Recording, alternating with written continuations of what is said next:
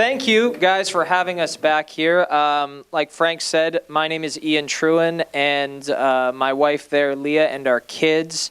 We are missionaries to the Navajo Nation, and for those of you who are maybe new or weren't here last time we were here, we do child sexual abuse and human trafficking prevention on the Navajo Nation. That's typically the realm that we're involved in. And so as I speak, I want to encourage you guys to remember Frank's words, because our faith is not in this life. And I don't mean to discourage any of you guys about this stuff, because we are not discouraged.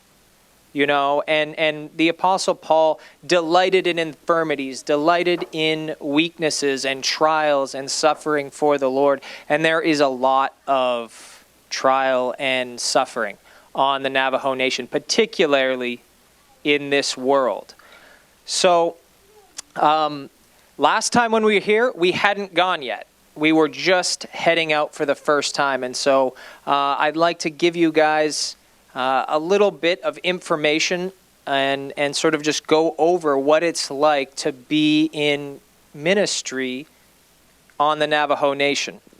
So I suppose a little bit of preparation for this is probably in order. The best piece of advice that we got on the Navajo Nation when we first arrived was by a guy named Seth Stevens. He's a chaplain and a youth pastor there. He's a Navajo gentleman himself.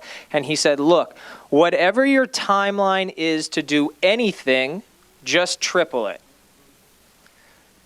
There is so much despair here, and things move so slowly. And there's so many interconnected problems that one thing just spills over into the next, into the next, into the next. And so the goals to improve things on the Navajo Nation are steep, and they require a lot of intervention. And so I'm not going to be saying very many encouraging things to you guys today, but our hope is not in this world. Our hope is in the resurrection of Jesus, like Frank said. So keep that in mind, because some of this is really difficult stuff. Okay, so I guess a quick thing to start is the Navajo language is extremely, extremely difficult. How many of you guys have seen the movie Wind Talkers? Right? Okay, so some of you guys know the Navajo code talkers, and their language was difficult enough that they could use it as code in the Second World War. And so the language Navajo itself, it has 14 sounds. That's it. It has 14 sounds. It has 32 verb forms. So it is really, really difficult. And additionally, in the Navajo language, there's no word for forgiveness. So preach the gospel without the word forgiveness. Right? They don't have an understanding. If they're traditional, there's not an understanding of sin and death, right and wrong, in the way that we have that understanding of sin and death, right and wrong. Instead, they have balance. Okay, so personal responsibility is really odd territory, because all of us in here as Westerners, we can look into the gospel and we can recognize our own sin and our own need for a Savior, and we can say, there's a problem with me, right? I am a sinner. I'm in need of redemption. I'm in need of forgiveness, right? But on the Navajo Nation, if a grandfather has molested his granddaughter, he didn't do that because he's evil. He did it because the world is out of balance. And if only the world was back in balance, this type of thing wouldn't happen. We're this way because the world is out of balance. So understanding of right and wrong in that kind of way is a little bit trickier, right? So there's no concept of sin, and there's no word for forgiveness. So it requires ingenuity and patience to work through that culture. Now, they've been westernized enough that most people can begin to have conversations about this, but that is not the traditional understanding. And as Christians, we're trying to speak into a culture that has this understanding. And so it's also incredibly shut down. So as difficult as all of this stuff is, when we went there last year, we got a very rude awakening in that the whole culture shut down because of COVID in a way that we are not familiar with even here. Everything was closed. And there's I was talking to Frank about this a little bit.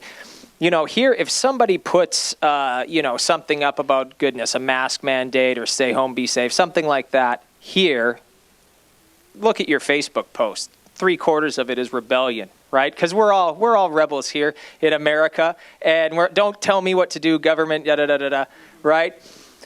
Not so there. There is drastic fear of death. Drastic fear of death. And virtually everyone in the Navajo Nation is touched by death. At the beginning of COVID, suicide rate on the Navajo Nation increased 119%. And the suicide rate on the Navajo Nation on a good day is about 100% higher than it is in the rest of the country. And so this fear of death just permeates everything in the culture, right? And so everything shut down.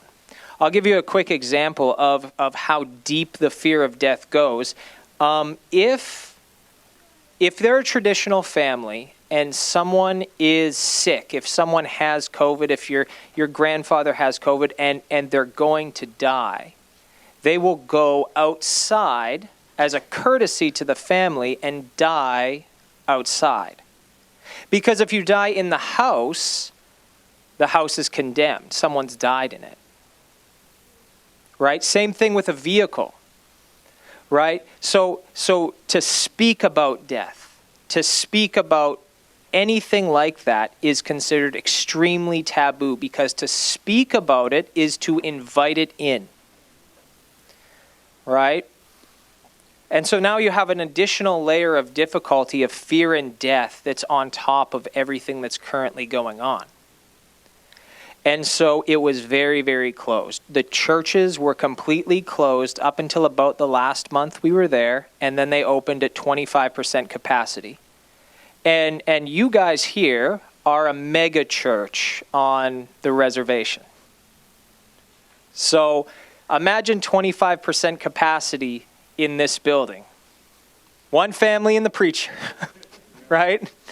That's it. That's what you get, right? And so they did not have church the entire time we were there. The schools were shut down the entire time we were there. And so they say, oh, well, there's online school. They did the same thing that most of the schools in the other parts of the West did, was they put classes online. Well, much of the Navajo Nation still does not have electricity and running water, let alone the internet.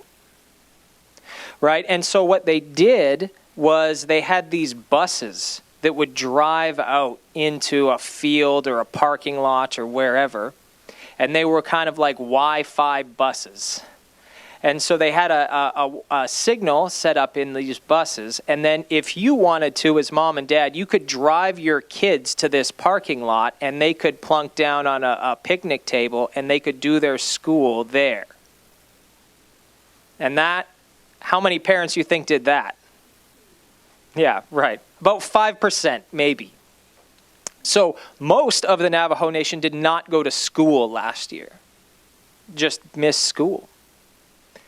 And no one is upset about it. No one's bothered by it because of the fear of death. In fact, most of the cultural outcry is that more should be done. Why are the grocery stores still open? Why are the gas stations still open? It should be more shut down. There's not that sentiment on there that's similar to the way that we've had the cultural pushback here in the other parts of the West. So that was kind of the situation that we entered into. And so it was difficult. And when you when you begin to enter into the world of sexual abuse and human trafficking, it's viewed in much the same way as death is. Don't talk about it. But the numbers are astronomically high, right? And there are pastors on the Navajo Nation that just flat out have refused to speak about this, because there's still this cultural sort of stigma that says, no. We don't talk about that, because to talk about it is to invite it in. And so what does that do for victims? Right? It leaves them in a position of hopelessness, and they're very high. The numbers are very, very high. I've heard numbers as high as 65% of girls and 50% of boys. I've heard it called a rite of passage because it's so common. And so to begin to try and enter into that is very difficult. And the story has to start with just having the conversation. People have to be willing to have the conversation. I'll give you kind of a story. I gave a Zoom presentation to a group of 20 or 25 pastors when I was there on human trafficking. And human traffickers love Indian reservations because they are jurisdictional nightmares for other law enforcement, right? They're empty. There's wide swaths of space. There's major highways that drive through them that connect them to other parts of the country.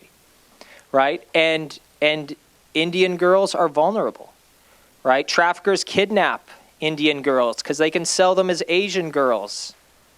And so there are extreme circumstances on the Navajo Nation that make it a haven for human traffickers. And so I'm giving this presentation to these pastors. And I get a few minutes into the presentation, and the one pastor, he stops me and he says, okay, wait. So when you say human trafficking, you mean like if my friend gives me a ride somewhere, or if I pick up a hitchhiker on the side of the road. And so this guy, this pastor, is thinking humans in traffic. Right? This is his current understanding of it. And so then I explain, okay, I thought I made it clear, but you kind of backpedal and you go, all right, so anytime the human being is the product, right? Anytime the human being is the product through force, fraud, or coercion, we would call that human trafficking. And then the pieces, they click together, right? And now he's angry at me that I would bring this up. Right? And there's pushback from him that says, how do you know this is happening here? Where's your data? How could you say this? Instant pushback to even bring it up. And this is a pastor. This is a community leader. And that is really one of the key things that we're trying to figure out when we're there is how can we involve the church in this? Right? Because so on the Navajo Nation, there are two recognized churches. There is the LDS, the Mormons, and there is the Catholic Church. Those are the only two recognized churches on the reservation, and the reason for that is because when they first put the reservation together, the federal government said, look, we want schools and we want hospitals. So who builds schools and hospitals? Mormons and Catholics, right? And so that's just what they did, right? And so if you want to have, a New Horizons on the Navajo Nation, you can do that. But what it takes is for Frank, who is a Navajo gentleman, will say, to be willing to give up what's called his land lease. Because everybody on the Navajo Nation, they don't own their property. They just get a land lease from the tribe to have their slice of the pie, right? And so what happens is people who have zero interest in Jesus will put a church on their land lease. So it's not Christ's church, it's my church. I gave up my land lease for this. And the reason they do this is similar. It's a similar vibe to, I don't know how many of you might be familiar with the African American culture and church, but it's very similar to that. To become a pastor gives you a lot of things. It gives you community clout. It gives you a speaking role. It makes your area a hub. And so in the same way that, many leaders in the civil rights movement had to be pastors because that gave them a foothold in the community. It's similar there. There's a desire to make yourself a pillar of the community. And one way to do that is to have a church. And so I've heard half the pastors on the Navajo Nation haven't even read the Bible, right? Because they didn't become pastors out of love for Jesus. They became pastors because it was a means to an end. It gives you a vocation, for goodness sake. How great is it to get up and say a few words on a Sunday and then everybody pays you? How appealing is that to people who are in poverty? And so that's kind of the state of the church. And that's not to say there aren't Christians, but there are great spirit-filled, amazing people, amazing pastors on the Navajo Nation, but then there are some that are not. And so it's kind of a difficult place to go to and to try and build a relationship that can address something that is so culturally taboo, right? And so what do we do? What do you do there to address this? So I'll tell you the things that we've done. First, you have to be willing to relationship build. That is so preeminent in the Navajo Nation. And if you guys, if any of you guys ever wanted to come out and visit us, if any of you guys ever wanted to come out and help, that is the best advice that I can give anybody who wants to enter into this. Because the Navajo Nation missionaries on the Navajo Nation are a dime a dozen, right? And the way typically missions work on the Navajo Nation is a person needs a new roof, someone over here needs a new deck, and so a church will come out and they will build a new deck. And Navajo people are very good at smiling and nodding and accepting Jesus, and then they get the new deck, right?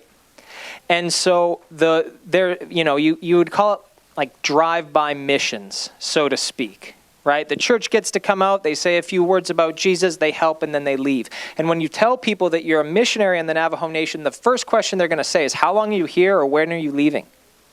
Because that's the way it goes. Christians come, they want to throw the gospel at somebody, do a good deed, and then leave. And so if you guys do come to any area of the Navajo Nation ever in your life, take the time to get to know people. Because Navajo people talk. Oh my goodness. Navajo people talk a lot. It's great for me because I'm kind of a talker myself. But, I'd have Navajo guys, young guys, they'd come sit down at my desk. And when they sat down, if they sat down at 9 a.m. to have a conversation, we'll still be there at 3:30. It's like the whole day just disappears because they're so relational, right? Relationship is the most important thing to them. I'll give you an example of a failure that I had over there just a couple of weeks ago. I flew out to the Navajo Nation for a conference. And one of my friends there, crazy guy, absolutely a crazy guy. He was in prison for murder. He got out, gave his life to Jesus. He's just a wild character. And I flew out there for this conference to work. And I didn't get a chance to see him. And he lashed out at me twice online. Called me a fraud, called me a fake, not a Christian, blah, blah, blah, because I didn't get a chance to see him. Because that's the way it works there. That's part of the thing that makes it difficult for their culture to succeed in the West is if you have to be at work at 9:30 and at 9:15 your dad says, I need you to go and get firewood, then you don't go to work. You go get the firewood. And when you arrive at work at 10:30, it wouldn't matter what your employer had to say to you. You are never going to change because they will always put family and relationship first. And so it was absurd to him that I would fly out there to work first and to not see him. And it damaged our relationship. And I had to go. I had to work. But that just kind of shows you how important relationships are to Navajo people. You know, and the amount of times we hear stuff like, look, nobody ever listens to us. Nobody ever will sit down and just hear what we have to say. And that, as a mission for anybody who goes there, that is so, so important because even they are not allowed to ask questions. When I got there, I said, they told me, look, if you ask too many questions, they're going to be offended. Because if you ask them something about their culture, the sort of response is kind of like, who are you to ask me about my culture? If you really want to learn about my culture, stay put, watch, and learn it by osmosis, right? And that's even a characteristic that they pass to their children. Right, so these young guys who would come and talk to me, they got questions about the Bible. They got questions about God. They got questions about life. And they don't have an opportunity to ask anybody, even their family, because that's not the culture. You don't get to ask questions. In those 6-hour-long conversations, they'll apologize to you 15 times in those conversations. I'm sorry, I know I shouldn't be doing this, but, you know, and you have to assure them, no, it's okay. You know, because here, we learn by pushback. We learn by inquisiting questions. We learn by probing and prodding to see what's real. But they don't. And so that becomes an extraordinarily valuable mission tool. If you guys go out there, forget about building the deck. Right? If the deck doesn't get built, doesn't matter. If you need to sit down and spend 3 hours with somebody, do that instead. Because that is how love is communicated. It's even how love is communicated to us.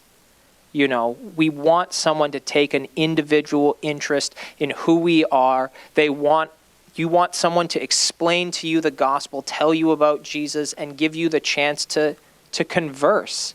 A deck is just a deck. Right? And so relationships, that was something key that we had to start building when we were there. And praise God, it seems like we have. We have built very good relationships with many people. The other thing we try and do is put programs into schools. I put a program into the school called Speak Up, Be Safe. It's a general safety type program. It includes stranger danger type stuff and also sexual abuse type things.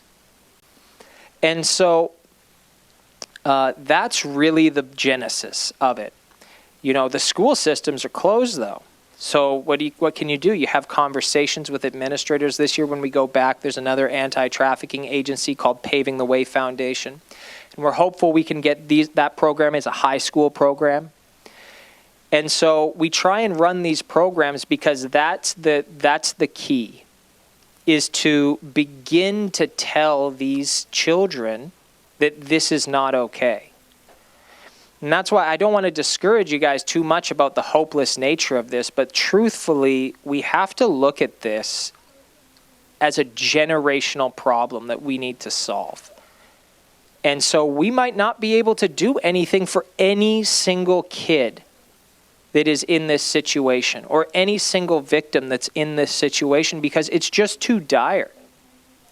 Right? It was something we wrestled through as a school when I was going to run this program, which is, okay, do you guys know what mandated reporting is? Right? Yeah, generally. If you're in a position of sort of authority over a child, typically you will be what's called the mandated reporter, which is if a child discloses any abuse, you have to report it legally. And so we're talking about, all right, say we go there and we run this program, and a couple of weeks later, a child comes forward and says, yeah, this is happening to me. Confesses to the teacher. Okay, now the teacher has to report. Well, the teacher reports it to Child and Family Services. Maybe they do something, but maybe they don't. Because when I was there, their Department of Child and Family Services hadn't done anything. They had nothing on the calendar for the whole year because of COVID. Just imagine that being the culture here if because of COVID, DCF just said, it's too dangerous. So we won't be doing anything. But that's what happened. And so maybe something gets done, maybe it doesn't. Let's say, though, that something gets done and it winds up going into a police investigation or something like that. Great. Okay, the police come and they decide, yeah, this is a dangerous situation. What do we do with the child? Send him to live with grandma? Well, that can't really happen a lot of the time because of the way Navajo culture is structured. It's a family unit a lot of the time. Not all the time, but much of the time. It's a matriarchal culture. Okay, so you take your mother's clan, and you will go there and you will see a field with 5 houses speckled together because you go and live by your parents. So sending a child to live with grandma means, in many cases, sending them 25 feet this way. Doesn't remove them from danger. Okay, let's talk about the police investigation side. The police investigation side, great, they discover this is going on and they want to put a stop to it. They press charges, they do the whole thing. Well, sexual abuse, human trafficking, these are called major crimes, right? They're major crimes. Navajo Nation does not have the authority to prosecute a major crime. Has to be a federal prosecution. So federal prosecutors have purview over the court cases that they take. So how many federal prosecutors do you think choose to prosecute a single family home case of sexual abuse in rural New Mexico? 0. Virtually 0. Right?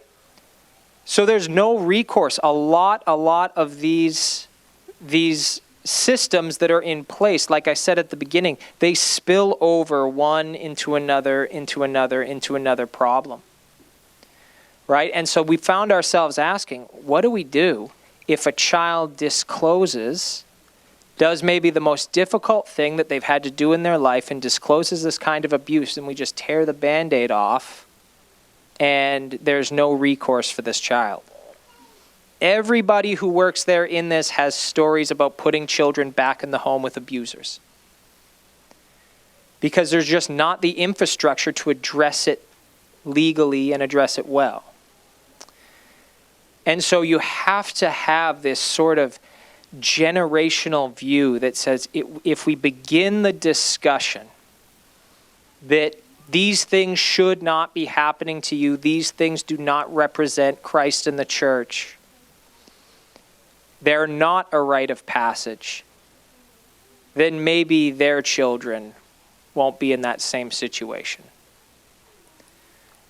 Right? Because it's such an upstream battle to begin to enter into this. But that's the only thing that we can really think of to do, is we have to begin, unfortunately, in many cases, with just the basic truth that this is wrong. the children, the victims, they have to start hearing this is wrong. It shouldn't be happening to you. And so that's what we're trying to do. And we run the programs, and we have relationships with the people who are there. We make ourselves people that they can bring these issues to, and we do what we can. We're working on some police training. We have some relationship with some people in Missouri called the Human Trafficking Training Center. Hopefully this May we're going to be able to get them down there to do training, not just for the Navajo Police Department, but for the surrounding cities. Right? There's Shiprock, there's Gallup, there's a few larger metropolitan areas that are sort of around there, and they're off reservation, but they are predominantly Navajo. I mean, Gallup, New Mexico it's probably 75% Navajo. And so we want to include them in the conversation, certainly on police training, right? And so we're going to try and get some police training, because the police officers there, they don't have a lot of training, and there's not many. There's something like 150 some for the whole nation. It's not a lot. It's not a lot of police officers there, even in the first place. And so we are in a position to just do what we can and to begin the process of trying, because there are organizations there which we deal with. There's one particularly called Murdered and Missing Indigenous Women or Murdered and Missing Dene Relatives. But those are government organizations, right? That's a New Mexico organization, and government works the same everywhere, right? When you sit in with them, they spend more time talking about, increasing their budget for next year than doing anything. And so that's the nice thing about the way that Leah and I do it is, you guys, you were so gracious to us last year, and when we go, we can just do it, and so I want to thank you guys for supporting us last year, because you guys paid to put that program in the schools, because we didn't filter it through anybody. We found it, and we modified it for a Navajo culture, and we just did it. And when I was talking with Murdered and Missing Indigenous Women, they said maybe in 2 years we can get a program in the school. And so the amount of people who talk about doing something is extraordinary. And the amount of people who are actually there doing anything is slim. Everything is burdened down there by an additional level of government, right? Because they deal with federal, state government, but then also tribal government. And so those are the kinds of things we're doing, and the kinds of things we're going to continue to do when we're there. So like I said, don't be discouraged, because I know it's discouraging, but we're not discouraged, because it's made an impact. It really has made an impact. And when we left last year, they were crying. And when I went back this year, they said, "Welcome home," when I was back there a couple of weeks ago. Because, Leah and myself and my kids, we took the time to get to know them. And that's really the most important thing, because no one wants to feel like a project. That's not the gospel, and that's not the way that Jesus treated people, like they were just a project. But that's their experience. The church is very divided. It's very divided there, and unfortunately, that keeps people from coming to Jesus. You talk to traditional people, and they'll say, "Why should I believe in Jesus? You Christians don't even know what you believe." If you can't agree on it, how can you expect me to? Why should I abandon everything that is traditional that my people have had for what you have, when you guys can't even agree together on what that is? Because all they see is infighting in the church.